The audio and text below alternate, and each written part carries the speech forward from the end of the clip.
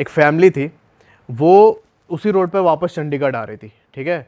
उसकी फैमिली का नाम भी ले लेता हूँ। विजय ने बोला कि ले सकते हो नाम, कोई दिक्कत नहीं है। जो ड्राइव कर रहा है उसका नाम है जगतार, उसकी बीवी है अंजू, उसके 3 बच्चे, ठीक है। बीवी पीछे बैठी हुई है, एक बच्चा आगे बैठा है, जगतार ड्राइव कर रहा है, बाकी 2 बच्चे पीछे हैं। ये भाई आ रहे थे उसी रोड पे, सेम वो जो स्टेट हाईवे था, वहाँ पर इनको आदमी ने हाथ दिया लिफ्ट के लिए। अब दिक्कत ये हुई कि इसकी बीवी ने बोला कि भाई इतनी रात को गाड़ी रोकना सही नहीं है, रहने दो, ठीक है। ये घटना हो रही है विजय के घटना के 1 साल के बाद, ठीक है। तो आप रहने दो, गाड़ी मत रोको। पर वो जो आदमी था ना, वो भाई चलते चलते रोड पे आ गया बीच में। अब जगतार ऐसे गाड़ी से उड़ा नहीं सकता था ना उसे, तो भाई इसने गाड़ी रोक दी। गाड़ी रोकी और एक गुस्से में निकला बाहर एकदम, ठीक है, देखने के लिए कि भाई तू कैसे कैसे आ गया बीच में। जब ये पहुंचता है उसके पास, तो उसने बोला कि भाई मुझे चंडीगढ़ तक जाना है, छोड़ दो। जगतार तो पहले बहुत चिल्लाया, भाई क्या ये क्या तरीका है, कोई तरीका थोड़ी है भाई, तुम बीच सड़क में आ जा रहे हो, अभी एक्सीडेंट हो जाता। ये ना उसको डांटते हुए अपने गाड़ी की तरफ आ रहा है, ठीक है, डांटते हुए अपनी गाड़ी की तरफ आ रहा है वापस ड्राइवर सीट पे बैठने के लिए। और इसकी वाइफ पीछे से देखती है, पीछे वाली सीट पे बैठी हुई थी, देखती है कि भाई वो ना उस जगह से उछला जोर से बहुत ऊपर तक, और आके अपने कार के जो गेट थे ड्राइवर सीट के, वहाँ पे गिरता है ज़मीन पे। हस्बैंड जगतार। और जो वो आदमी था सामने जो अभी लिफ्ट मांग रहा था, वो कोई नहीं है वहाँ पे। जगतार यहाँ पे रोड पे पड़ा हुआ है और इसकी वाइफ चिल्लाने लगी ज़ोर ज़ोर से। तब वहाँ से एक पिकअप वाला क्रॉस कर रहा था। उस पिकअप वाला को जो पिकअप वाला ड्राइवर था, उसने सुना मतलब वाइफ की चीख सुनी, तो गया उनके पास पूछने के लिए क्या हो गया। थोड़ा ही सा वाइफ ने बोला था कि वहाँ लिफ्ट के लिए गया, तो समझ गया कि भाई ये वही सीन है, कि उनको पता था। अब जो ये पिकअप वाला ड्राइवर है, ये विजय का दोस्त। अच्छा। तो उसने ये कहानी विजय को बताई है। ये लोग पुलिस को कॉल करते, पुलिस आते वहाँ पे, जगतार को उठा के हॉस्पिटल ले जाते, तो वहाँ पे डॉक्टर ने उसे डेड। Oh shit. उस रोड पे ऐसे इंसिडेंट हुए। मैंने जब ये वीडियो डाली थी भाई, बहुत सारे लोगों ने कमेंट किया कि भाई है वो चीज़ जगह, हमने भी एक्सपीरियंस किया। अच्छा। तो हुआ क्या था, पंडित जी अगले दिन सुबह जगतार को लेके आए, सॉरी विजय को लेके आए गाड़ी पे उसकी, और गाड़ी स्टार्ट किया, नॉर्मल हो गई गाड़ी स्टार्ट, कोई दिक्कत नहीं हुई। तब पंडित जी ने बताया कि भाई 2013 में यहाँ पर एक आदमी था, उसने लिफ्ट मांग रहा था, उसे चंडीगढ़ जाना था, ठीक है। लिफ्ट मांगते हुए एक जो ट्रक आ रही थी उधर से, हिमाचल के साइड से चंडीगढ़ की तरफ, तो इसने ट्रक वाले से लिफ्ट मांगा कि मेरे को लेके चलो। वो ट्रक वाला ब्रेक नहीं मारा, तो इसने देखा आदमी ने कि भाई ब्रेक नहीं मारा, तो ना ये धीरे धीरे करके साइड से होते हुए रोड पे आ गया, बीच रोड पे। ट्रक वाला भाई क्यों रोकेगा गाड़ी अपनी, उसे लगा कि भाई लूटपाट के लिए अभी कुछ भी लग सकता ना उसे, भाई उसने गाड़ी चढ़ा दी उसके ऊपर।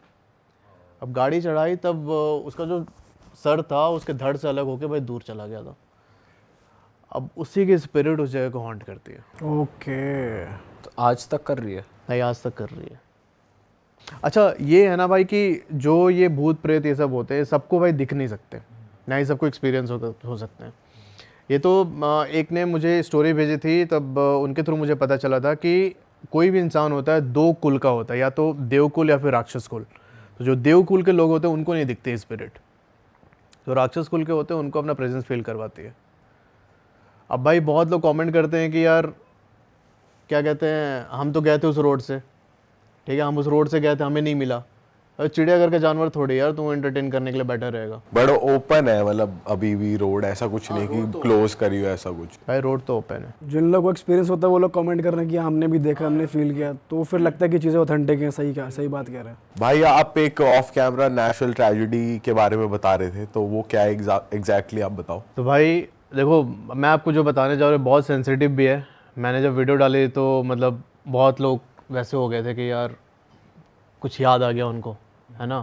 तो भाई ये स्टोरी अपने देश में एक हुई नेशनल ट्रेजेडी से रिलेटेड है। 2023 में आपको पता होगा बालासोर में 3-4 ट्रेन टकरा गए थे आपस में, बहुत सारे लोगों की डेथ हुई थी उसमें।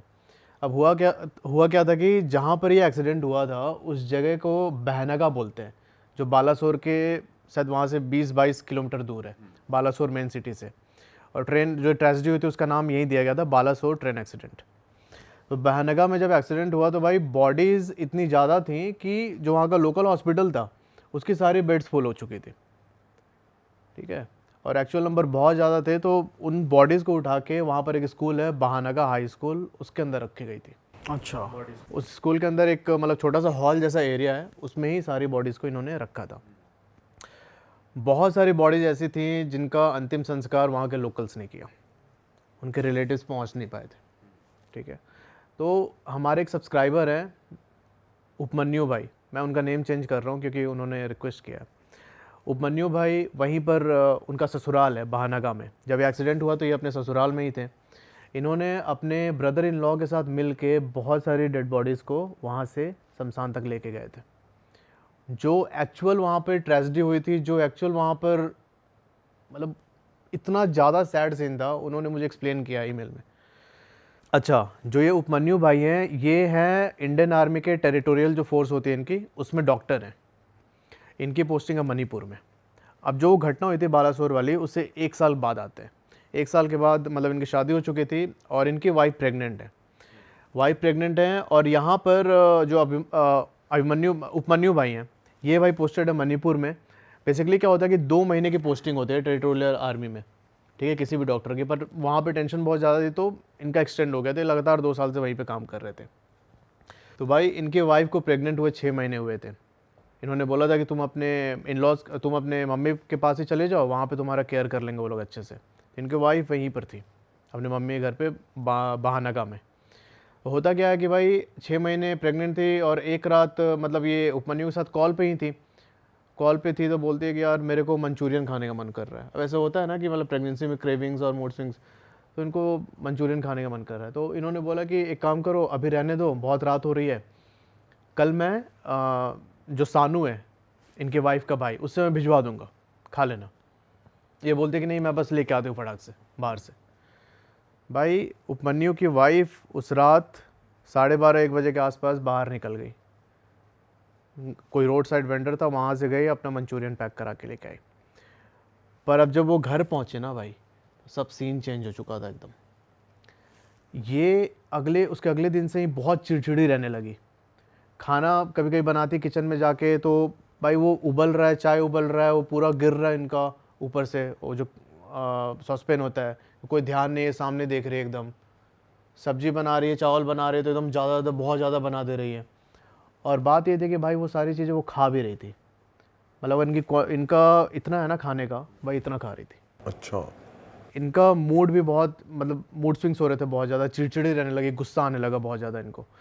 अब यहाँ होता क्या है कि जो उनके मम्मी पापा थे, उन्होंने सोचा कि भाई ये प्रेगनेंसी में इनका मूड स्विंग हो रहा है, उसकी वजह से, कुछ हार्मोनल इश्यूज़ की वजह से।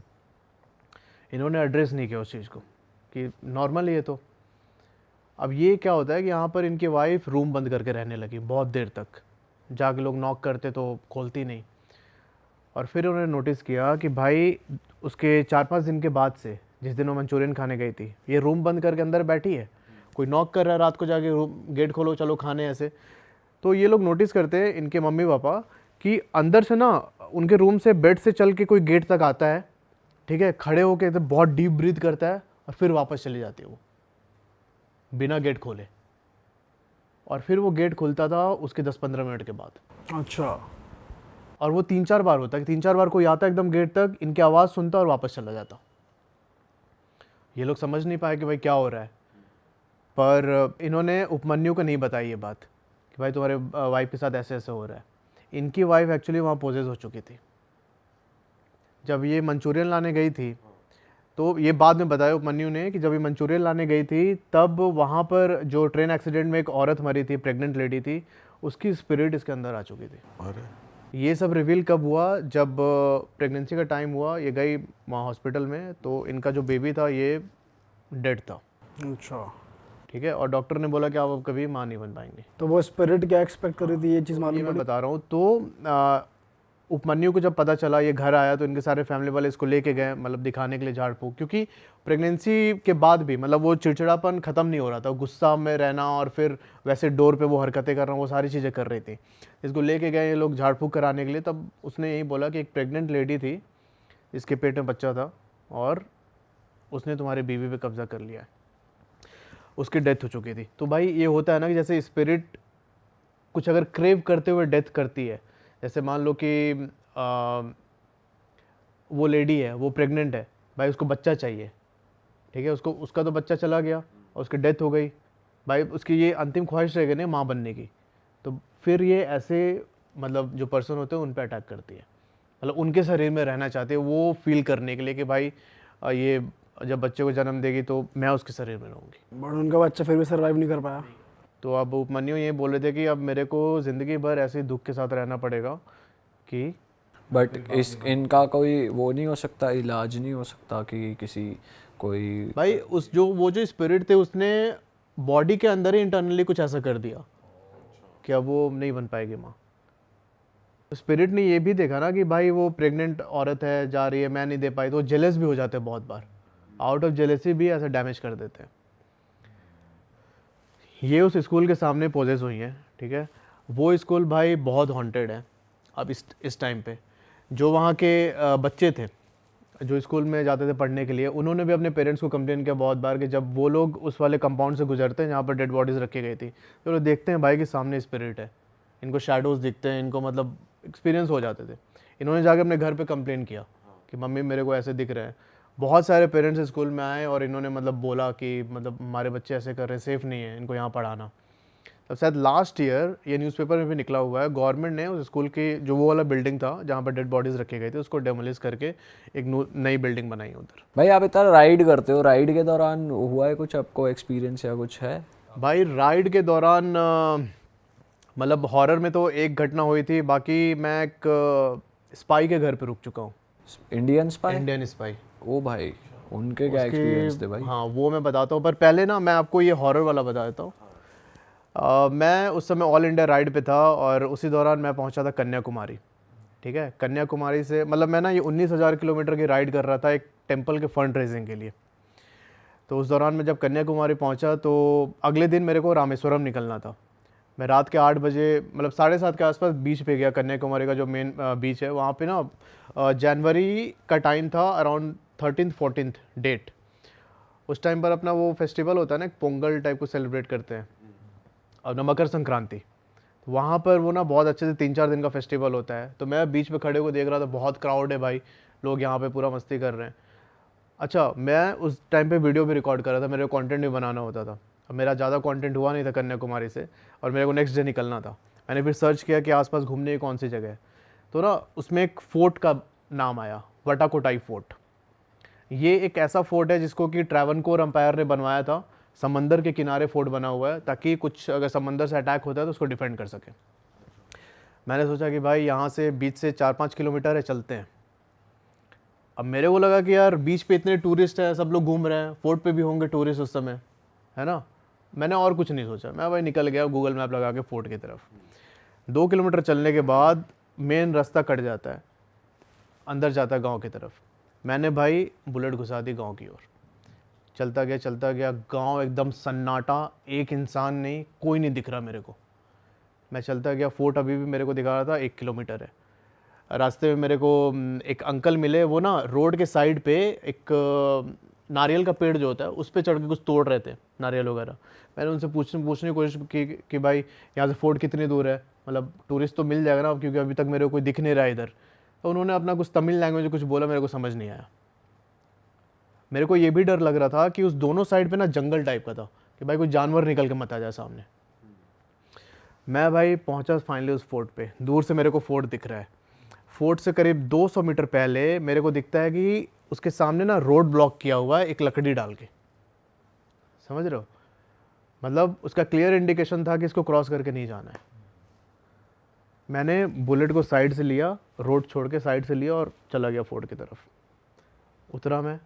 उतरा तो भाई वहाँ पे पूरा बोर्ड लगा हुआ है कि यहाँ पे कोई भी चीज़ टच मत करना, ठीक है। वहाँ मतलब वार्निंग बोर्ड्स लगे हुए थे और वहीं पे साइड में एक माता रानी का एक छोटा सा मंदिर बना हुआ था। मेरे को ऐसा लग रहा था कि वो वहाँ के प्रोटेक्टर देवी है जो प्रोटेक्ट करते उस एरिया को। भाई जानवरों की आवाज़ आ रहे हैं वहाँ पे, ठीक है। बिल्ली थी वहाँ पे और एक कुत्ता था और मैं सिर्फ, और कोई नहीं, घनघोर अंधेरा, ठीक है। उस टाइम पर मेरे वीडियो में भी है, मुझे ऐसा लगा कि भाई मैं फोर्ट देख रहा हूँ, अपना ब्लॉग कर रहा हूँ, मेरे पीछे से दौड़ के गया कोई। अच्छा, एनर्जी महसूस हो रही है एनर्जी आपको अपने महसूस, कोई आसपास। दौड़ के गया। ये मेरे वीडियो में है, रिकॉर्डेड है। मैंने सोचा कि यार अब यहाँ पे इस समय मतलब ठहर रहा हूँ, मुझे सही नहीं लग रहा, चलते हैं। मैं बुलेट उठाई, वापस होटल की ओर आने लगा। जब थोड़ा सा और आगे गया तो मेरे को रोड के साइड में दिखता है कि एक बोर्ड लगा है बीच रोड लिख के, बीच रोड लिखा हुआ और एरो बने हुए, मतलब उधर कोई बीच से साइड में वहाँ पे जाने का रास्ता था। मैंने सोचा कि यार मतलब मैं पूरा राइड करके कोस्टल से आ रहा था, मेरे को लगा कि यार 8-9-10 बजे तक तो लोग बीच पे बैठे होते हैं, यहाँ पे भी वैसा ही सीन होगा, चलो बीच पे चलते, कुछ टाइम स्पेंड करते, फिर वापस आ जाएंगे। भाई मैंने मेन वो गांव वाला रोड छोड़ के अंदर घुसा थी गाड़ी, ठीक है, चलता गया 200 मीटर जाने के बाद एक टर्न था, उस टर्न से होके मुझे बीच के साइड जाना था। मैं जाके उस टर्न पे रुक गया। मेरे को क्या सामने दिखता है कि भाई नीले कलर के टॉम्स बने हुए हैं, वो शमशान घाट था पूरा। जो एक लड़का, एक बच्चा नहीं, एक आदमी नहीं, औरत, कुछ नहीं भाई, मैं अकेले सुनसान बैठा हुआ, सुनसान में एकदम। एक बार तो मेरा मन कर रहा था कि मैं जाऊं उधर बीच की तरफ घूम के आऊं, फिर पता नहीं कुछ आया अंदर से कि यार मत जा, सही नहीं है। अभी मैं ये सोच ही रहा हूँ कि यार जाऊँ कि ना जाऊँ, तब तक मेरे हेलमेट का वाइज़र खुला हुआ था, दोनों साइड से ना एकदम ठंडी लहर का ऐसे झोंका नहीं होता, आवाज़ सीटी मारते हो, वो निकला। अब वो निकला तो फिर मैंने सोचा कि यार ये साइन है, वापस लौट जाना चाहिए। एडवेंचर चुतियापे में फ़र्क है भाई, तो फ़र्क मेंटेन करना चाहिए। मैंने प्लान ड्रॉप करके वापस आ गया अपने होटल। पर ऐसी जगहों पे ये भी होता है, वहम भी हो जाता है ना कभी कभार कि दिमाग उस तरीके से चलता, हो सकता है वो अरे यार वो आपके हवा मैंने फील किया अपनी स्किन पे यार। उसके बाद आप बीमार पड़े? मतलब उतना कुछ खास तो नहीं लगा उस रात, मेरे बॉडी में थकावट रही बहुत ज़्यादा, बॉडी पेन होता है ना बहुत ज़्यादा। तो भाई मैं भगवान को थोड़ा मानता हूँ, महाकाल को, तो मेरे को लगता है कि सारे उनके ही गण हैं, तो अपने वालों को नहीं परेशान करते। सही बात है, तो बचा ही लिया फिर आपको एक तरीके से। अगर मुझे लगता है अगर मैं क्रॉस करके उधर चला जाता बीच की तरफ तो शायद कुछ हो सकता था। भाई आपके पास लोग जैसे स्टोरी तो भेजते ही हैं, कोई फोटो या विद प्रूफ भी चीज़ें भेजते हैं जो आप देख के शॉक हो गए हो, कुछ आया है ऐसा? भाई बिल्कुल, मतलब बहुत बार मेरे पास प्रूफ आती है स्टोरीज़ की जो उन्होंने कैप्चर किया है। एक रिसेंटली आई थी जो अपने चैनल पे मैंने मेंबर्स ओनली के लिए रखा हुआ है, और एक बहुत ही डिस्टर्बिंग स्टोरी है पूरी से। अच्छा एक चीज़ और बता दूं, जो अभी मैं आपको बताने जा रहा हूँ स्टोरी, ये ना बहुत सारे लोगों ने क्लेम किया कि मेरे स्टेट की है, मेरे स्टेट की है। अब एग्जैक्ट किस स्टेट की है ये तो मैं नहीं बता सकता, पर मुझे जिसने स्टोरी भेजी है उसने बोला कि ये पूरी में जो लाइट हाउस है, ओल्ड लाइट हाउस, उसके नीचे की कहानी है। अच्छा। तो होता क्या है कि चार पांच लड़के थे वहाँ के, वो लोग जाते हैं बर्थडे सेलिब्रेट करने, स्कूल के ही बच्चे थे। तो रात को 12 बजे ये लोग पहुँचे अपने दोस्त को लेके कि भाई इसका हैप्पी बर्थडे मनाएंगे, पर इनको नहीं पता था कि इनका हैप्पी बर्थडे असली में होने वाला है। अच्छा भाई ये लोग अपना लकड़ी का टेबल लगाते हैं वहाँ पे, केक वेक रख दिया काटने के लिए, और इसके बाद जब वो लड़का केक काटने गया वहाँ पे, तो एक जो उसका फ्रेंड था ये ना फ़ोटोज़ खींच रहा था, वीडियोस बना रहा था। भाई साहब उसको अपने फ्रेम में एक दिखता है कि जो बर्थडे बॉय है उसके जस्ट बाजू में एक फीमेल घोस्ट की वो खड़ी है, स्पिरिट खड़ी है, उसका प्रॉपर इमेज कैप्चर हुआ है, आप देख सकते हैं, आपके साथ मैं शेयर कर दूँगा। तब ना केक काटने से जस्ट पहले वो चिल्लाने लगा ज़ोर ज़ोर से। मैंने पूछा क्या हो, तो उसने बोला कि भाई मेरे को मार रहा है कोई पीछे। कुछ टाइम के बाद ज़मीन पर लेट जाता और ऐसे पकड़ के बैठ गया अपना पीठ वेट, कि कोई मेरे को मारे जा रहा है लगातार। ये लोग अपना उस दोस्त को उठा के सीधा हॉस्पिटल पहुँचे, और हॉस्पिटल और उस पूरे प्रोसेस की वीडियो बनाई। उसी वीडियो में इस स्पिरिट के रोने की आवाज़ सुनाई दे रही है, पूरे 30-35 सेकंड की ये पूरी क्लिप है, अभी आप सुन सकते हैं इसमें वीडियो में।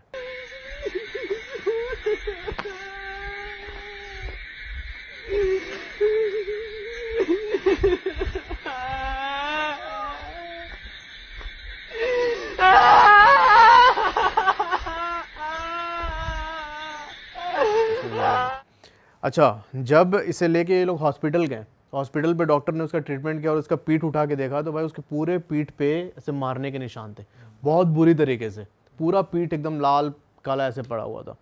उसके भी फ़ोटो इन्होंने खींच के भेजी है मुझे, तो आप वो भी देख सकते हैं। और फिर होता क्या कि अगले दिन वो जो बर्थडे बॉय था जिसको मारा था स्पिरिट ने, उसकी डेथ हो जाती है हॉस्पिटल में। तो यार ये मेरे मतलब अभी तक जितने प्रूफ मुझे भेजे गए हैं सबसे भयानक था ये। बहुत सारे लोग क्लेम करते हैं कि महाराष्ट्र के, बिहार के, अब पता नहीं किस स्टेट की है, पर ये स्टोरी थी। अच्छा भाई आप बता रहे थे आप एक स्पाई के यहाँ भी रुके थे यार, वो क्या स्टोरी है? तो यार मैंने ऐसे बताया कि मैं राइड करता हूँ बहुत, बुलेट लेके घुस जाता हूँ कहीं पे भी।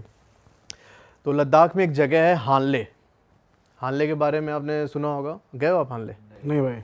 भाई लद्दाख की सबसे वो खूबसूरत जगह है। अब जो लेह से हानले तक जाओगे ना, वो रास्ता बहुत ज़्यादा प्यारा है, सबसे सीनिक रूट। मैं भाई हानले पहुँचा, हानले पहुँचने के बाद मुझे जाना था Umlingla. Umlingla world highest motorable road है 19,000 फीट पे, ठीक है। तो होता क्या है कि उस जगह पर अच्छा हानले से उमलिंगला की दूरी 105 किलोमीटर है, तो मेरे को 200 किलोमीटर लगभग अप डाउन करना था एक दिन में। तो उसके लिए क्या करते हैं राइडर्स, जो अपना पेट्रोल लेके जाते हैं साथ में, स्पेयर पेट्रोल लेके। मैंने भी अपने बाइक में पीछे रखा हुआ था जेरी कैन पेट्रोल का, पर दिक्कत ये हो गई थी कि मैंने उस जेरी कैन को ना बाइक के पीछे बांध के नहीं रखा था, मैंने सिंपली उसमें डाल दिया था पीछे जो लद्दाख करियर होता है।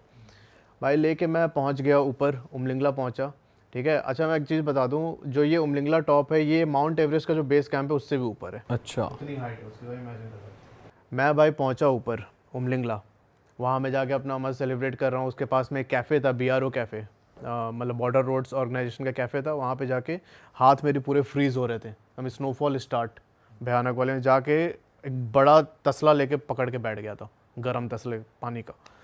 वहाँ बैठा तो अंदर ही था मैं कैफ़े के अंदर। थोड़ी देर के बाद जब बाहर निकला तब मैंने देखा कि भाई जो मेरे दोनों जेरी कैंस थे वो गायब है। अब मैंने सोचा था कि यार मैं ऊपर जाके ही पेट्रोल डालूंगा, मेरे पास पेट्रोल भी नहीं, जेरी कैंस गायब। अच्छा वहाँ से उमलिंगला से मुझे 19-20 किलोमीटर और आगे जाके मैंने सोच रखा था कि एक डेमचौक करके गांव आता है। तो डेमचौक जो गांव है वो एक्चुअली उस टाइम पे 2-3 साल पहले की बात है, आधा चाइना में आधा इंडिया में, और चाइना इंडिया वाले पोर्शन पे भी क्लेम करता है अपना अच्छा। कि ये हम मेरा ही है, इंडिया ने इसको इलीगली ऑक्यूपाई किया हुआ है। तो मैंने सोचा था कि भाई मैं जाऊंगा डेमचौक, और मैंने एक ब्लॉग में पहले देख रखा था कि वहाँ पर जो चाइनीज़ साइड है, बीच में ना कोयुल नदी बहती है, नदी के साइड में चाइनीज़ का पूरा वो कैंप है। वहाँ पर उन्होंने बहुत हाईटेक कैमरा लगा रखे हैं भाई, इतनी तगड़ी सर्विलांस होती है कि आप अपने साइड पे खड़े हो तो आपके शर्ट का बटन देख सकते हैं कितने बटन हैं इस शर्ट में। तो मेरा प्लान ये था, मैंने एक ब्लॉग में देखा था, मेरा प्लान ये था कि मैं उनको जाके झंडा दिखा के आऊँगा सालों को। देखो अब उमलिंगला टॉप पर भाई मेरे पास पेट्रोल नहीं, वहाँ पर सारे राइडर्स, मुझे लगता है 3-4 लीटर ही पेट्रोल बचा होगा टंकी में। मुझे वापस भी जाना था हानले, 100-150 किलोमीटर अभी राइड करके। अब सारे वहाँ पे जो बाकी राइडर्स थे, मैं तो सोलो गया था, जो बाकी ग्रुप था वो बोले भाई चलो हमारे साथ, हम रास्ते में तुम्हारी हेल्प कर देंगे, ठीक है, हम मेरे से पेट्रोल हमारे से लेके चलना। मैंने बोला भाई नहीं, मैं तो जाऊँगा डेमचौक और जो होगा देखा जाएगा, मैं ये काम करके आना मेरे को। मैं भाई निकला डेमचौक गया वहाँ पे जाके फिर सामने था उनका कैमरा, मुझे पता था कि इस जगह पे देखते हैं ये लोग। वहाँ पे आर्मी वाले थे, उन्होंने बोला कि यहाँ पर पूरा सर्विलांस होता है। मैंने उठा के झंडा लहराया, पूरी वीडियो उसकी, ठीक है, उनको दिखाया प्रॉपर। फिर जो पीछे मेजर साहब थे खड़े थे, वो बोलते हैं कि भाई तूने ये कर तो दिया, पर नेक्स्ट जो फ्लैग मीट होगी उसमें इस इशू को रेज़ करेंगे ये लोग। मैं बोला सर आप वो सब हैंडल करना खुद, अब मेरे को अपना पेट्रोल सॉर्ट आउट करना है। मैं वहाँ से भाई आया उमलिंगला टॉप पे वापस, जैसे उमलिंगला टॉप डेमचौक नीचे, मैं वापस आया झंडा दिखा के। अब मेरे को यहाँ से हानले जाना है 110 किलोमीटर।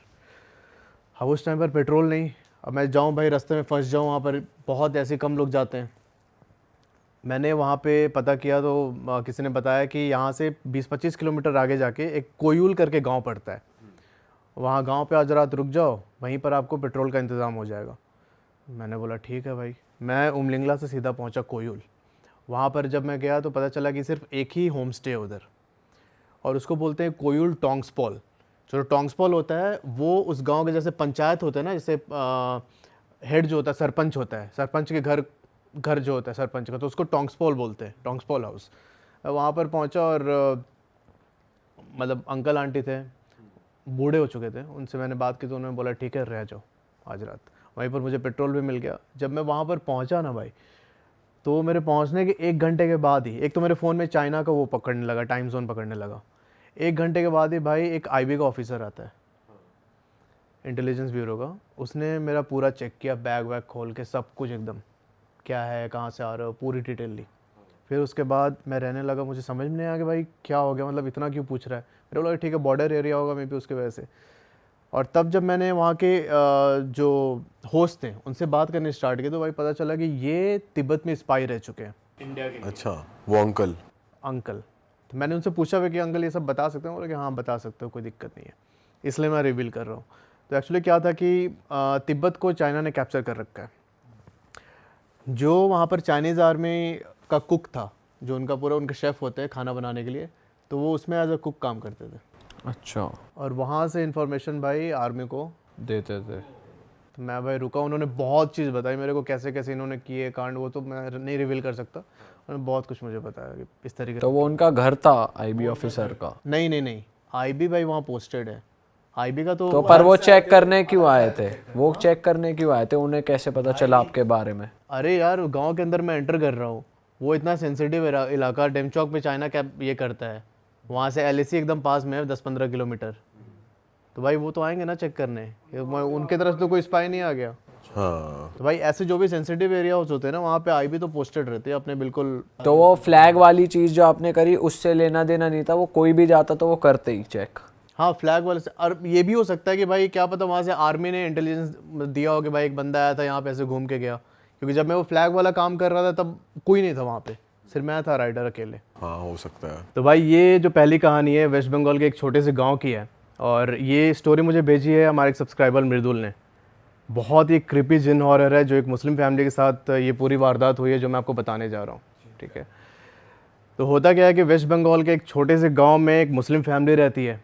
वो जो गांव का लेआउट एक बार समझना कि बीच में मुस्लिम फैमिली का घर है, उसके जस्ट बाजू में प्लेग्राउंड है एक, उस घर के चारों ओर रास्ता जाता है, और उस रास्ते के आउटर में कॉलोनी बसी हुई है। उस मुस्लिम फैमिली का जो घर है उसके घर के अंदर एक मस्जिद भी है। और होता क्या है कि ये लोग रोज़ अजान पढ़ते हैं, आसपास के जो गांव वाले वो भी आते हैं अजान पढ़ने के लिए। जब अजान ख़त्म हो जाता है रात के 9 बजे से लेकर 12 बजे तक, ये लोग ना एक दूसरे तरीके की अरेबिक अजान पढ़ना स्टार्ट करते हैं, जिसको बोलते हैं ज़िक्र, उसको कई लोग चिल्ला भी बोलते हैं। वो जब पढ़ रहे होते हैं तो बेसिकली वो पूरा प्रोसेस होता है जिन को बुलाने का। वो लोग जिन को बुलाते हैं और लोगों की प्रॉब्लम सॉल्व करते हैं, और लास्ट में जिन को फिर मुक्ति देते हैं। आपने ट्रेनों में देखा होगा बहुत बार कि ऐसे लगा होगा कि फ़कीर का किसी का लगा, फ़कीर का बोर्ड लगा होगा कि आपको कोई भी समस्या है, फाइनेंशियल प्रॉब्लम हो रही है, कोई भूत पिशाच से अगर छुटकारा चाहिए तो आप इस पे नंबर पे कांटेक्ट करें। तो बेसिकली यही फैमिली थी जो ऐसे काम करती है। तो ये लोगों की हेल्प करते थे। लोगों की हेल्प करते थे। तो होता क्या है कि इसकी फैमिली में एक लड़का है, छोटा बच्चा, सैफ नाम है, ठीक है, 8-10 साल का होगा, और उसके पापा हैं, उसके दादाजी हैं, और सैफ की मम्मी है। पापा और दादाजी ये काम करते हैं, बहुत एक्सपर्ट है इस चीज़ में, ठीक है। अब जो सैफ लड़का है वो ना ऑब्ज़र्व करता है कि भाई मेरे बाप दादा ये काम कर रहे हैं, क्योंकि रोज़ इसके घर में ये काम होता था, तो मुझे भी चाहिए। इतने लोग आते हैं, इनको इतना मानते हैं, ठीक है, उनको एकदम सर पे बैठा के रखते हैं, तो मेरे को भी ये सारी चीज़ें चाहिए। एक चीज़ और समझना, जब वो रात में ज़िक्र होता है ना, रात को 9 से 12 बजे तक, उस टाइम पर अगर उनके घर के सामने कोई खड़ा है या फिर खड़े होकर सुन रहा है, तो ना उसकी तबीयत ख़राब हो जाती है बहुत बुरी तरीके से। ऐसा लग रहा, ऐसे उनको लगता है कि उनकी बॉडी की इलेक्ट्रोलाइट पूरी ख़त्म हो गई। ऐसा नहीं होता, बिल्कुल एनर्जी ख़त्म हो गई सारी, उस तरीके से उनको फील होता है। तो सैफ को भी चाहिए कि भाई मैं भी ये काम करूँगा। एक दिन सैफ क्या, अच्छा, जो इनके घर के बाजू में जो प्लेग्राउंड है, यहाँ पे सारे लोग खेलने जाते थे। अब सैफ भी जाता है वहाँ पे खेलने। वहाँ पर उनके एक भैया हैं, हिंदू है वो, उसका नाम है प्रत्युष, ठीक है। प्रत्युष जो लड़का है, सैफ इसको भाई भाई बोल के बुलाता है। तो प्रत्युष उससे बोलता है कि एक दिन सैफ इससे बोलता है प्रत्युष से कि भैया आपके पापा क्या करते हैं। प्रत्युष बोलता है कि मेरे पापा सरकारी नौकरी में हैं। तो बोलता है सैफ कि तब तो बहुत अच्छा खासा पैसा कमाते होंगे। उसने बोला कि हाँ कमाते तो हैं। यहाँ पर सैफ बोलता है कि मैं ना आपके पापा से भी ज़्यादा पैसे कमाऊँगा, ठीक है। और ये चीज़ें ना लगातार होने लगे 3-4 दिन से। वो आता और ऐसे बहुत सारी ड्रीमी चीज़ें बात करता है एकदम, कि मैं ये कर लूँगा, गाड़ी खरीद लूँगा, बंगला खरीद लूँगा। लोगों ने सोचा, जो उसके साथ खेलने आते थे बच्चों ने सोचा कि भाई ये पागल हो गया, इसको बुली करने लगे। अब बुली करने से क्या हुआ कि सैफ को थोड़ा सा लगा अंदर कि भाई मेरे को कैसे चढ़ के मेरे पे बोल रहे हैं, मेरा मजाक उड़ा रहे हैं। इसने प्लेग्राउंड में जाना बंद कर दिया। अब भाई ये अपने कमरे में बंद रहता पूरे टाइम। जो इनका घर था, जो मुस्लिम फैमिली का घर था, उसके बीच में आंगन है और आंगन के चारों साइड में कमरे हैं। तो उसका कमरा कॉर्नर में था, उसके दूसरे कॉर्नर पे उनके मम्मी पापा और उनके जो दादाजी थे उनका कमरा था। यहाँ पर सैफ ने क्या किया कि इसे ज़िक्र तो पता थी कैसे बोलते हैं, कैसे जिनको बुलाते हैं। भाई इसने रात को पढ़ना स्टार्ट कर दिया, वो 9 से 12 बजे के बीच का जो टाइम होता है। अब ये पढ़ के भाई बुलाता जिनको, ये करते करते इसको 38 दिन बीत गए, नहीं आया जिन। पर सैफ को पता था कि भाई जिन जो है इतनी आसानी से आता नहीं है, ठीक है, मुझे करना पड़ेगा और साधना करनी पड़ेगी। अरे वाह, आपने ये वीडियो यहाँ तक देख ली भाई, तुमने हमारी मेहनत सफल कर दिया। तुम ही लोग हो असली रियल हिट। और अगर आपको बहुत मज़ा आ रहा है ऐसी क्लिप्स में, ऐसी वीडियोस में, तो फटाफट जाइए प्लेलिस्ट पे बिंज वॉच कीजिए, सारी वीडियोस देख डालो और मौज काटो। That is it. हम मिलेंगे नए पॉडकास्ट में, नए क्लिप में। Till then bye bye, see you, take care, do subscribe.